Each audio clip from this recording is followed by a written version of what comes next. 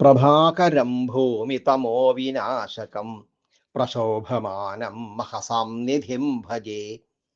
പ്രഭാതമദ്യാസ്തു മനോഹരം സഖേ പ്രഹർഷദം തേ സുദിനം ച സൗഖ്യദം. ഇതാണ് ഇന്നത്തെ ശ്ലോകം. ഇനി അർത്ഥവും പറയാം. ഭൂമി തമോ വിനാശകം, ഭൂമിയുടെ ഇരുട്ടിനെ നശിപ്പിക്കുന്നവനും, പ്രശോഭമാനം നന്നായി ശോഭിക്കുന്നവനും, മഹസാം നിധിം തേജസ്സുകളുടെ ഉറവിടവും ആയിട്ടുള്ള പ്രഭാകരം സൂര്യനെ അഹം ഭജേ ഞാൻ ഭജിക്കുന്നു. ഹേ സഖ്യ അജയ സുഹൃത്തെ, തേ അങ്ങയ്ക്ക് അദ്യ ഇപ്പോൾ മനോഹരം പ്രഭാതം അസ്തു, മനോഹരമായ പ്രഭാതം ഭവിക്കട്ടെ.